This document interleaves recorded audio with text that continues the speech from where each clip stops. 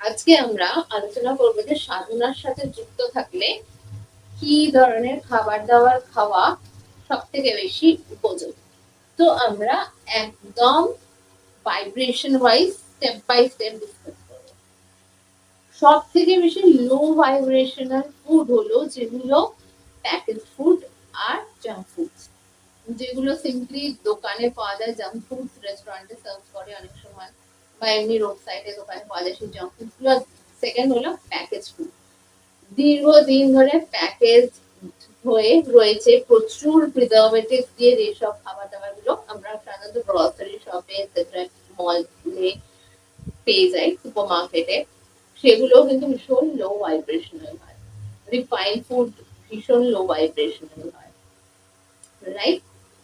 আচ্ছা, এরপরে তার থেকে একটু হাই ভাইব্রেশনাল ফুড হিসেবে আমরা কোনটাকে ধরবো? এগুলো হলো নন ভেজ ফুড, বাট সেইগুলোকেও হরমোনাল ইনজেকশন দিয়ে প্রডিউস করা হচ্ছে।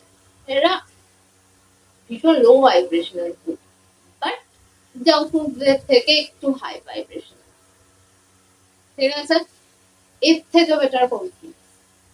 এর থেকে বেটার ফুড হলো যে ননভেজ আইটেম, সে ফিশ হোক, এগ হোক, যাই হোক না কেন, যেগুলো অর্গানিক্যালি প্রডিউস, তাতে কোনো প্রিজারভেটিভ নেই, হরমোনাল ইনজেকশন নেই, কিছু নেই, এগুলো আর একটু বেটার ভাইব্রেশনাল ফুড, যদি ভাইব্রেশন ওয়াইজ দেখা যায়। আচ্ছা, তার থেকে একটু বেশি হাই ভাইব্রেশনাল ফুড কি?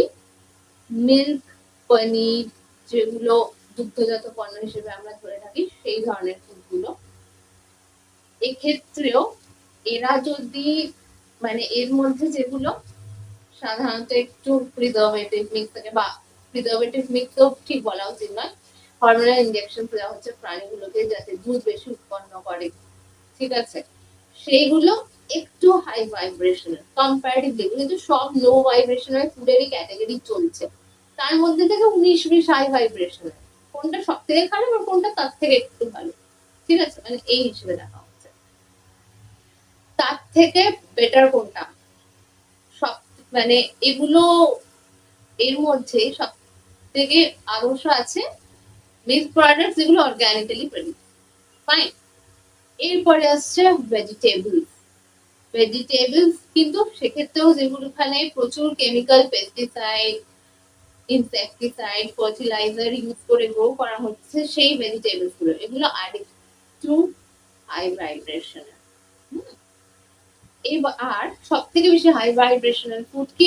অর্গানিক্যালি প্রডিউস যে শাকসবজিগুলো হয়, মানে ধরুন ওই পাতা পচা সার, সবজি পচা সার, গোবর সার, এই ধরনের অর্গানিক ন্যাচারাল সার ইউজ করে যে সবজি পাতি চাষ করা হয়, সেই ফসলগুলো সব থেকে বেশি হাই ভাইব্রেশনাল ফুড, যেগুলো পাওয়া একটু রেয়ার, খুব কিছু লিমিটেড স্টোরে এরকম অর্গানিক ফুড পাওয়া যায় আজকাল, যদিও বড় শহরগুলোতে পাওয়া যাচ্ছে, সব জায়গায় পাওয়া যায় না আজকাল। সব থেকে বেশি মার্কেটে প্রচলিত যে শাকসবজিগুলো, সেগুলো কেমিক্যাল ফার্টিলাইজার, পেস্টিসাইড ইউজ করা থাকে। কিন্তু এই হলো ভাইব্রেশন, মানে সাধকদের জন্য সবথেকে উৎকৃষ্ট হলো কিন্তু অর্গানিক্যালি প্রডিউস যে শাকসবজিগুলো হয়। এবার আমরা সাত্বিক, রাজসিক, তামসিকের বেসিসে যদি বলি, সাধারণত মাছ, মাংস, ডিম, পেঁয়াজ, রসুন এগুলোকে তামসিক ধরা হয়, রাইট? কারণ এই খাবারগুলো খেলে আমাদের মধ্যে আর কিছু হয় না, তমোগুণগুলো বেড়ে যায়, যেমন ধরুন রাগ, জেলাসি, হিংসে, এই ধরনের। আর আমরা ফোকাস করতে আমাদের ভীষণ অসুবিধা, ঠিক আছে, স্পিরিচুয়াল ম্যাটারে, মেডিটেশনে, এইসব দিকে ঝুঁকতে ইচ্ছে করে না, মানে এই জায়গা থেকে আমাদের তেলে সরিয়ে আনে, তমগুণের কাজই এটা। ঝগড়া, হিংসে, মারামারি, রাগ এই দিকে ঝোঁকায় বেশি। তাহলে কি যারা সাত্বিক খাবার খায় তাদের কি রাগ হয় না? হয়, ডেফিনেটলি হয়। কিন্তু তারা যদি চায়, তারা যদি ট্রাই করে, তাদের পক্ষে ওই এনার্জি গুলো কন্ট্রোল করা কম্পারেটিভলি সহজ হয়, কম্পারেটিভলি সহজ হয়। কিন্তু তান্ত্রিক ফুড যারা বেশি কনজিউম করে, তারা মানে ওই এনার্জি গুলোকে কন্ট্রোল করা তাদের পক্ষে ভীষণ মুশকিল। এবার আসছে রাজসিক ফুড।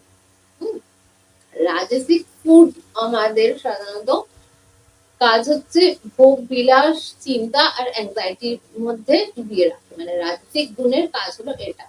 আর রাজসিক ফুড সাধারণত আমাদের মধ্যে রাজসিক গুণকে বৃদ্ধি করে, যাতে আমরা আমাদের ডিজায়ার্স এর সাথে আরো বেশি অ্যাটাচ হয়ে যাই। সেটা কোনো ব্যক্তি হোক, বস্তু হোক, যাই হোক না কেন, আরো বেশি অ্যাটাচ হয়ে যায়। এবার সেটা কোনো আনহেলদি হ্যাবিটও হতে পারে, সেটা কোনো টক্সিক পার্সন বা রিলেশনশিপও হতে পারে।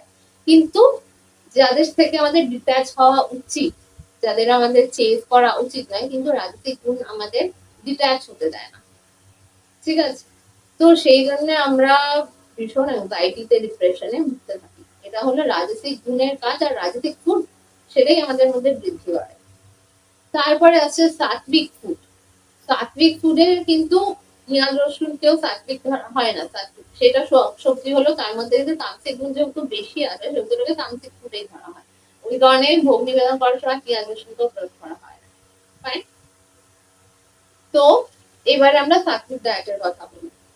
সাত্বিক ডায়েট আমাদের মধ্যে সাত্বিক গুণকে বাড়ায়, আর সাত্বিক গুণ আমাদের ডিট্যাচ হতে সাহায্য করে। এবার ডিট্যাচ হওয়া মানে এটা নয় আমরা কোনো কিছু ভোগ করছি না, বাট মানে ডিট্যাচ হওয়া মানে আমরা ভোগ করছি কিন্তু মারাত্মকভাবে অ্যাটাচড নই। মানে এই খাবারটা খেতে হচ্ছে, খাচ্ছি, দ্যাটস ফাইন, কিন্তু আমি এতটাই অ্যাটাচড যে আমি আনহেলদি কোয়ান্টিটিতে খাচ্ছি, বাট না খেতে পেরে পাগল পাগল দশা হচ্ছে সেই খাবারটা, মানে এরকম কিছু হয় না। খাচ্ছি, ঠিক আছে, ভালো লাগছে, এই অবধি, কিন্তু ওটার সাথে আমি মারাত্মকভাবে অ্যাটাচ নই, বা কোনো কিছুর সাথে আমি মারাত্মকভাবে অ্যাটাচ নই, আনহেলদি লেভেলে গিয়ে আমি অ্যাটাচ হয়ে পড়ছি না।